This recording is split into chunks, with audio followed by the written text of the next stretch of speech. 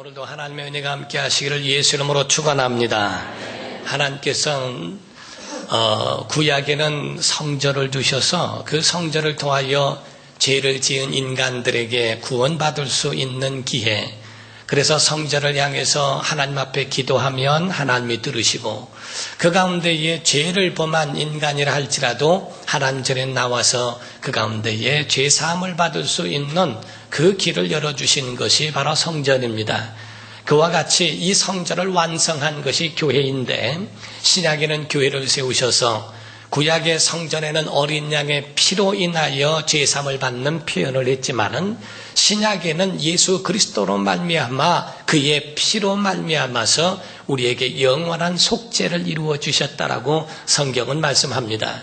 그러므로 교회는 성전을 완성한 것으로서 교회를 통하여 영원한 하나님의 나라에 들어갈 수 있는 문과 길이 열리게 되어 있습니다.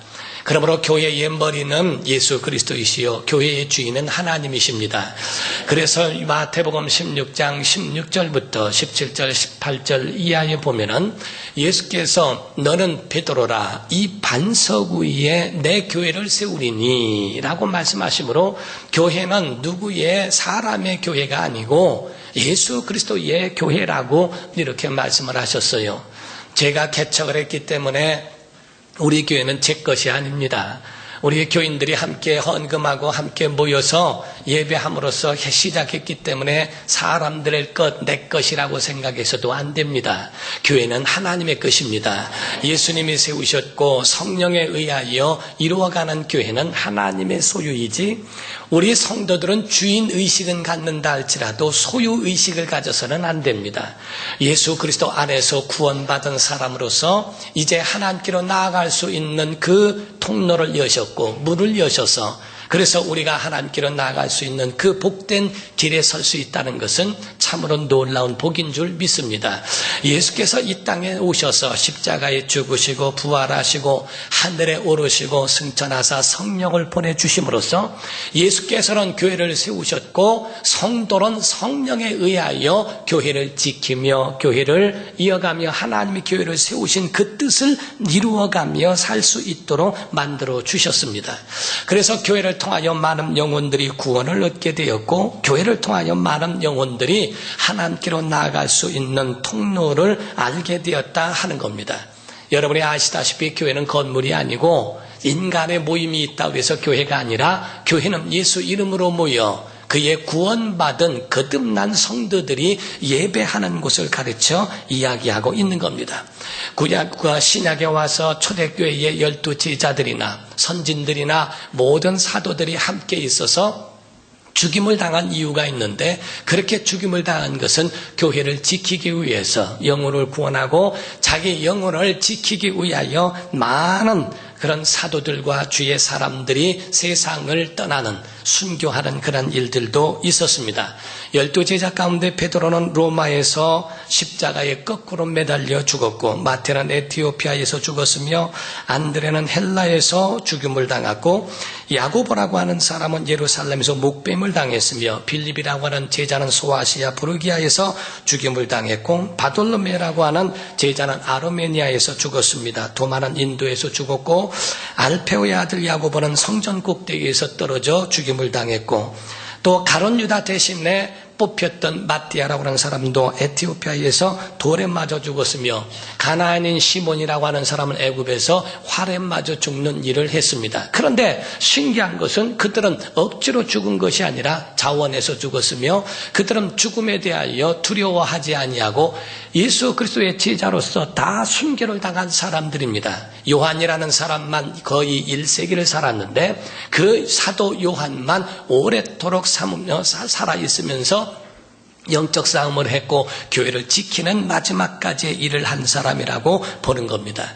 꼭 목뱀을 당해서만이 순교가 아니라 이 땅에 살면서 영적 전쟁으로 자기 영혼을 지키면서 끝까지 죽은 사람도 그 사람들을 순교라고 이야기를 합니다. 이와 같이 사도시대가 있고, 그들이 세상을 떠난 다음에 그의 제자들이 속사도시대라고 이야기하는데, 그 가운데는 디모데라고 하는 사람이 있습니다. 디도라는 사람이 있습니다. 등등 이와 같은 제자들이 나옵니다. 사도 시대를 지나서 교부 시대가 나오는데 거기에는 클레멘트라는 사람이 있고 오리겐이라는 사람이 있습니다. 그리고 폴리캅이라고 하는 사람들 등 이들 또한 교회를 지키며 자기 믿음 신앙을 지키다가 어려운 가운데 있어도 감사하며 자기 자신을 이와 같이 불타는 곳에 내어줌으로써 순교당한 사람들을 이야기합니다. 왜 우리가 예수 믿는 성도들이 이와 같이 그 믿음을 지키다가 죽임을 당한다 할지라도 당연한 것으로 받고 그 가운데 영원한 나라를 사모할까? 성경은 우리에게 말씀하기를 예수 그리스도는 생명이시라는 겁니다. 예수 그리스도는 생명이시요 예수 그리스도는 보화라는 거예요. 그래서 예수 믿는 믿음이라는 것이 얼마나 소중한 가치 있고 보배로운지를 알아야 한다는 겁니다. 마태복음 13장 44절에 말씀하기를 예수께서 비유로 말씀하시되 천국은 마치 밭에 감추인 보화를 발견한 것과 같으니 라고 되어 있어요. 우리가 예수 그리스도를 믿는 이 믿음은 하나님 보실 때에 밭에 감추어진 보화를 발견한 것이다 라고 성경은 말씀을 합니다. 고린도 후서 4장 7절에는 이 보배를 이 질그릇에 가졌다. 육체를 가르쳐 질그릇이라고 말하는데 이 질그릇에 보화를 담은 것이다 라고 성경은 말씀합니다. 사랑하는 성도 여러분, 가치 있는 것은 집에서도 그거를 지키기 위하여 아주 굉장히 심혈을 기울입니다. 더 가치 있는 것은 국보급이라고 해서 나라서 그거를 지켜주기도 합니다. 그러나 세상에 있는 그런 보화는 참 것이 아닌 것은 다 사라지는 것이고 이것이 바로 결국에는 영혼까지도 살릴 수 있는 영생의 길이 있지 않기 때문에 그런 거예요. 가치는 있으나 영혼까지 살릴 만한 능력은 없습니다. 그러나 예수의 생명은 우리 영혼을 살리고 우리에게 도움을 주시는 하나님의 은혜가 들어있으며 구원이 들어있으며 생명이 있으며 영생에 들어갈 수 있는 능력과 그 권세가 그 안에 들어있기 때문에 우리는 예수 믿는 이 믿음을 지키는 성도 되기를 예수 이름으로 축원합니다. 하나님의 사람들은 이것이 진짜 보화요 이것이 진짜 보배라고 하는 것을 잊지 말라고 하는 것을 우리에게 증거하고 있는 거예요. 예수 그리스도의 이 복음, 이것은 참이기 때문에 이건 전수할 수 있습니다. 우리가 예수 믿는 믿음을 전수하지 않으면 참 보화가 아닙니다. 자기 자녀들에게 믿음을 전수하지 않으면 그것은 바로 쭉정이를 만들어내는 것과 같습니다. 구약의 아브라함도 자기 아들에게 믿음을 전수합니다. 그래서 아브라함의 하나님, 이삭의 하나님, 야곱의 하나님, 이삭이 받은 그 축복을 또한 야곱에게 축복을 합니다. 야곱이 받은 그 축복을 12 자기 자녀들에게 축복을 합니다. 유다에게로 갔고 유다는 베레스에게로 갔고 등등 이와 같이 믿음이 전수되어지는 것처럼 신약에도 구원받은 그 믿음이 자녀들에게 전수되어지는 것, 이것이 바로 믿음이요 이것이 참 보화이요 신앙이라는 거예요. 만약에 자녀들이 이 믿음을 전수받지 못했다면 나중에는 아마 그럴 거예요. 아버지 어머니가 왜 예수를 알면서도 나에게 이것을 알지 못하게 하셨을까? 왜 유학은 보내며 내게 이와 같은 많은 도움을 육적인 것은 줬지만 영생의 참 보화를 나에게 말해주지 않는가에 대하여 섭섭함을 말할지도 모릅니다. 내가 예배를 싫어할 때 예배를 권면해주고 무엇이 참된 예배요 하나님을 섬기는 것인가에 대하여 왜 부모님이 말을 해주지 않았는가를 섭섭해할 수도 있습니다. 어떤 사람이 이야기를 합니다. 간증을 하는데 자기가 어렸을 적에 예수를 만났대요. 너무너무 뜨겁게 주님을 만났기 때문에 아주 주일이면은 가정에 아주 종갓집 장손이고 종손인데도 그 가운데에 거기를 빠져나와 예배를 해서 박해가 너무너무 심했다는 겁니다. 그때 당시에는 그냥 가문에서 그냥 한 명 죽이는 것도 그렇게 상관없으리만큼 굉장한 그러한 그 박해가 심했을 때였는데, 근데 그때에 그분이 기둥에 묶여가지고 할아버지에게 얼마나 많이 아버지에게 매를 맞고 그렇게 할아버지의 그 호령이 있었는지 모른다는 거예요. 하루는 기둥에다가 교회 갔다 왔다 그래서 기둥에다 묶어놓고서 죽여주는데 할아버지가 이렇게 나오시더랍니다. 그랬더니 너 예수를 그렇게 믿어요. 그때 당시에는 조상을 버린다고 해서 예수교를 야수교라고 그랬어요. 야소라고 그래서 야소권. 어디 거기를 가느냐고 막 야단합니다. 그러면서 그 손자가 맞으면서 울고 있는 손자에게 물었답니다. 너 예수를 진짜 그렇게 왜 믿는 거냐? 부모도 싫어하고 다 싫어하는데 예수를 믿는 이유가 뭐냐? 그 소년이 이야기했답니다. 할아버지, 하나님의 아들을 이 땅에 보내셔서 그 아들로 말미암아 우리에게 영생의 길을 주셨는데 내가 주님을 만났는데 그분을 부인할 수가 없어요. 나는 그분의 뜻대로 살아야 된다고. 예수 믿으면 천국 가고 예수 믿으면 구원받고 우리 가정 다 예수 믿어야 된다고. 할아버지가 불효령이 떨어집니다. 너 진짜 예수 믿으면 천국 가냐? 그렇다고 하니까 그럼 같이 가자. 그래가지고 거기서 그걸 풀어주라 그래서 그 할아버지가 믿으면서 온 가족이 예수 믿어버렸다는 거예요. 너무너무 신기한 사건이, 자기는 박해를 받고 거기서 아주 죽을 줄 알았다는 거예요. 근데 그 할아버지가 너무나 확신 있는 그 어린 소년이 그 가운데에 예수를 전하는 소리를 듣고 그러면 나도 예수 믿자 해가지고 그 가운데에 온 가족이 예수를 믿게 된 간증을 듣습니다. 어떤 사람이 있습니다. 그 사람은 예수 그리스도를 만났어요. 만난 다음에 정말 주님을 만난 것이 너무나 감격스럽고 감동스러운데 그때에 제일 첫 번째로 전화한 사람이 자기 예수 믿는 자기의 친구였다는 겁니다. 그 친구에게 전화해서 물었답니다. 자네 예수를 몇 년을 믿었나? 그랬더니 그야 나 교회를 다닌 지는 30년 되고 내가 교회를 잘 다녔지. 이 나쁜 사람아, 30년씩이나 교회를 다니면서 나에게 복음을 전하질 않아? 한 번도 나에게 복음에 대하여 심각하게 말해본 적이 없잖아. 당신 속에 참 보화가 있는 게 맞아? 당신 구원받은 건 맞아? 예수 만난 거 맞아? 어떻게 당신이 예수 믿고 천국 가는 확신이 있다면 이 좋은 예수를 나에게 소개해 주지 않는가? 나쁜 친구라고 그렇게 해서 야단하는 그 일이 있었다는 거예요. 사랑하는 성도 여러분, 내 속에 참 보화가 있다면 여러분 세상의 쓰레기와 같이 거기 안에 있는 그러한 가치 없는 것들을 지키는 사람은 없습니다. 그걸 밖에다 내놔도 거들떠보지도 않습니다. 제가 이 러시아에 갔을 때 참 좋아하는 성찬빵 같은 게 있어요. 그거는 고고학자들도 그때 예수님 그 당시에 중동에서도 사용했던 그 빵이라는 겁니다. 성찬빵으로 그걸 만드는데 이렇게 화덕에다가 밀가루를 붙여가지고서 만든 빵인데 그렇게 맛있어요. 밥 먹을래 빵 먹을래 그러면 전 그 빵을 먹었습니다. 그 빵을 하루 종일 12개를 먹었어요. 그거를 먹고 또 밥을 안 줘도 좋다구나 이것만 먹겠다 해서 그 빵을 먹는데 그 목사님 집에 강아지가 있는데 큰 이렇게 강아지가 애완견이 있는데 아주 얼마나 저하고 같이 겸상하자고 자꾸 발로 저를 때립니다.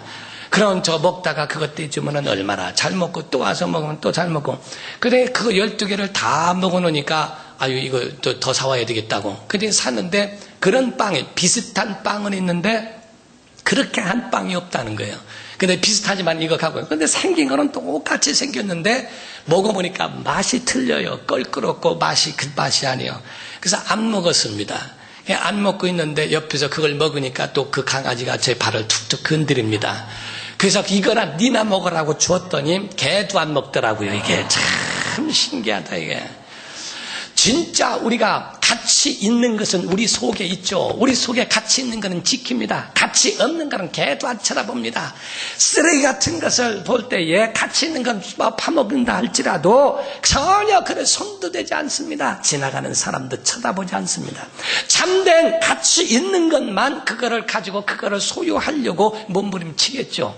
내 속에 과연 예수 그리스도의 생명이 우리 안에 있는가, 참된 보화가 있는가, 이를 깨닫고 있는가 하는 겁니다. 미국의 39대 대통령인 지미 카터라고 하는 그 대통령이 있었어요. 그분은 평생을 살면서 많은 일들을 한 분입니다. 근데 그분이 나이 들어서 연설을 할 때에 그 가운데에 한마디가 나는 지금까지 살아오면서 3가지의 축복을 기억하고 있습니다. 첫 번째는 내가 예수를 안다는 것입니다. 내가 가장 큰 축복의 첫 번째는 내가 예수를 알고 믿는다는 것이고 두 번째 축복이 있습니다. 두 번째 축복은 내가 교회의 집사라고 하는 겁니다. 교회에서 이와 같이 하나님을 섬기는 믿음의 직분이 있다는 것을 너무너무 큰 축복이라고 얘기했어요. 세 번째 내게 주신 하나님의 축복은 헤비타트를 만들어서 집 없는 사람들을 섬기며 그들에게 집을 제공할 수 있는 기회를 주었다는 것입니다 라고 얘기했어요. 아니, 자기가 살아오면서 대통령이라고 하는 미국의 최고의 그런 수장이 되었다고 하는 것도 축복이라고 말할 만도 한데 그 말은 나오지 않습니다. 자기에게 가장 큰 축복은 뭔가? 내가 예수를 알았다는 것, 믿었다는 것. 두 번째는 내가 교회의 집사가 되었다는 것. 세 번째로 이 믿음 갖고 집 없는 사람들에게 헤비타트로 그것으로 집을 지어주고 할 수 있는 섬기는 자가 됐다는 것을 가장 하나님의 축복이라고 이야기합니다. 과연 그 사람은 보화가 무엇인지를 아는 사람이라는 것을 이야기합니다. 사랑하는 성도 여러분, 하나님의 사람은 하나님의 것을 먹고 살아야 합니다.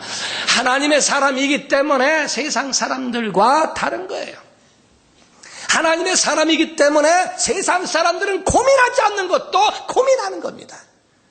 하나님의 사람이기 때문에 세상 사람들은 전혀 죄책감도 없는 것을 그 마음속에 갖고 죄책감을 갖습니다. 주일성수, 세상 사람들은 주일성수 생각 안 합니다. 그러나 예수 믿는 사람들은 주일성수 하지 않으면 마음의 한쪽이 무겁습니다. 어떤 군인이 가서 정말 주일날에 예배하기를 사모하는데, 근데 예배하기를 사모하고 그렇게 하는데 이번 주일에는 교회를 갈 수 없다는 통보를 받고 일주일 내내 기도했다는 겁니다.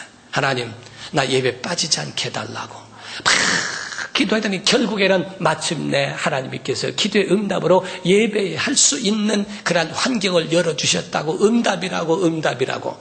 세상 사람들은 그것 가지고 기도하거나 바라지 않습니다. 되면 되는 거고 안 되면 안 되는 거고. 세상 사람들은 술 먹고 담배 피고 하는 것 같고 죄책감 갖지 않습니다. 그러나 교회 오면 교회 사람들은 그것이 굉장히 마음속에 눌려지게 됩니다. 하나님의 사람은 이와 같이 세상 사람과 달라요. 하나님의 사람은 하나님의 것으로 사는 사람. 과연 자기 영혼을 지키며 사는가? 성경에 하나님께서 에덴 동산을 두시고 에덴 동산을 지키라 하셨어요. 창세기 2장에 보면은 에덴 동산을 창설하시고 거기에 아담을 두셨다고 되어 있습니다. 거기에 두시며 에덴 동산을 지키게 하셨다라고 아주 분명하게 나왔습니다. 사랑하는 성도 여러분, 에덴 동산을 지키듯 여러분의 영혼을 지키기를 주 이름으로 축원합니다. 가정을 지켜야 합니다. 여러분 교회를 지켜야 합니다. 국민으로서는 민주주의를 지켜야 하는 것처럼 자기 영혼을 지키는 건 너무너무 중요한 겁니다. 하나님이 우리에게 물질을 주셔서도 그것이 우리에게 소중하기 때문에 그것을 잘 활용하고 지키려고 하는 것처럼 우리의 영혼을 지키는 게 필요하다 이게요. 오늘 본문 말씀은 바울이라고 하는 사람이 마지막 로마로 후송되어져 가기 전 그때의 교회를 향해서 한 마지막 고별 설교와 같은 거예요. 그가 말하기를 여러분 감독자로 삼고 하나님이 자기 피로 사신 교회를 성령께서 지게 하실 텐데 여러분 삼가 조심하십시오. 왜냐하면 초대교회도 이단자들이 많았습니다. 그래서 초대교회 이단자들이 와서 그렇게 여러분들에게 자기를 따르게 할 자들이 나옵니다. 29절에 말합니다. 내가 떠난 후에 사나운 이리가 여러분에게 들어와서 그 양떼를 아끼지 아니하며 또한 여러분 중에서도 제자들을 끌어 자기를 따르게 하려고 어그러진 말을 하는 사람들이 일어날 줄을 내가 아노라 이렇게 말합니다. 그러므로 바울은 이야기하고 권면합니다. 31절에 그러므로 여러분이 일깨엄 내가 3년이나 밤낮 쉬지 않고 눈물로 각 사람을 훈계하던 것을 기억하라 라고 얘기했어요. 여러분 우리가 초대교회 당시에 이단자들이 있기 때문에 그들을 경계하기 위하여 쓰여진 것 중에 성경 말씀이 히브리서도 있고 히브리서와 또 갈라디아서, 유다서, 요한 1, 2, 3서는 바로 이단자들을 경계하기 위하여 쓰여지는 말씀들이 그 안에 들어있습니다. 늑대와 개는 거의 비슷하게 생겼어요. 그러나 성향이 달라요. 개는 주인을 따르지만 늑대는 공격적입니다. 들어가서 파헤치는 것처럼. 오늘날 이단자들의 특성은 뭐냐? 믿는 사람들 가정과 믿는 사람들의 교회에 들어가 파괴시킵니다. 그 가운데 도덕이 어디 있으며 윤리가 어디 있습니까? 오직 자기의 집단만 살아나면 되는 것이 바로 그들이 가지고 있는 그들의 바로 사역이고 그들의 삶이라 이 말이에요. 그래서 바울은 너희 자신을 지켜야 한다. 그래서 바울의 마지막 이야기가 뭐라고 얘기합니까? 디모데후서 4장 7절 8절에 보면 말하기를 나는 선한 싸움을 싸우고 나의 달려갈 길을 마치고 믿음을 지켰다라고 되어 있어요. 내가 지금까지 살아오면서 선한 싸움을 싸우면서 내 영혼을 지켰다. 내 속에 보아 내 속에 들어있는 이 생명을 내가 이 믿음을 끝까지 지켰다고 고백합니다. 이제 후로는 나를 위하여 의의 면류관이 예비되었으므로 주 곧 의로우신 재판장이 그날에 내게 주실 것이며 내게만 아니라 주의 나타나심을 사모하는 모든 자에게도니라 라고 이렇게 얘기했어요. 내가 믿음의 끝을 지켜 끝까지 완주한 것에 대하여 하나님의 의의 면류관을 자기에게 주실 것이라고 하는 것에 대하여 아주 확신 있는 이야기를 합니다. 마귀는 공격해 돌아서 우리의 구원을 뺏으려고 합니다. 늑대와 같이 이리와 같이 우리의 기쁨을 빼앗고 우리의 평안을 빼앗고 우리 속에 있는 주님을 향한 사랑과 그 은혜를 빼앗아 가려고 몸부림을 치는 거예요. 자기 영혼을 지켜야 한다는 거예요. 그래서 성경에 우리에게 주신 이 신앙 고백, 그래서 초대교회 당시에 사도들이 만나서 사도들의 말한 그것을 토대로 해서 신조를 만든 것이 오늘날 사도신경입니다. 그 가운데 천지를 만드신 하나님의 창조를 이야기합니다. 동정녀 마리아에게서 나신 걸 이야기합니다. 예수의 십자가의 고난에 받으신 그 기독로를 이야기합니다. 그리고 부활하신 걸 말합니다. 하늘에 오르셨고 다시 오실 것과 교회와 성도들의 몸이 다시 살아난 것에 대하여 그에 대하여 신앙 고백을 통하여 이단들에 대하여 분명히 거기에 선을 긋는 경계하는 말을 신앙 고백을 통하여 했어요. 여러분, 우리가 이런 이해가 있어요. 우리는요, 절대로 믿음으로 좌로나 우로나 치우치듯 흔들리지 말아야 한다 이거야. 시험 들지 말아야 한다 이 말이에요. 어떠한 어려움 가운데서도 여러분의 영혼을 지키기를 주 이름으로 축원합니다. 프랑스 사상가인 루스라고 하는 사람은 이야기를 합니다. 사람이 흔들리는 것이 있는데 그 흔들림에 대하여 말을 하기를 바로 20대에는 연인에 흔들리고 30대에는 쾌락에 흔들리며 40대는 야망에 흔들리고 50대에는 탐욕에 흔들리고 60대는 명예욕에 흔들린다 하고 얘기합니다. 왜냐하면 그 속에 참된 보화가 그 속에 있지 않으니까 세상 것에 의하여 흔들리게 되어 있다 하는 거예요. 여러분, 교회는 세상 권력이 있는 게 아닙니다. 교회는 세상 권력이 있는 게 아니라 하나님의 영적 능력이 있는 것이지. 그래서 교회의 능력은 인원수가 아닙니다. 교회의 능력은 예산이 아닙니다. 교회의 능력은 은혜 받은 심령들입니다. 하나님 보실 때 그들의 심령들을 보배롭게 여기셨고 가치 있게 여기시는 거예요.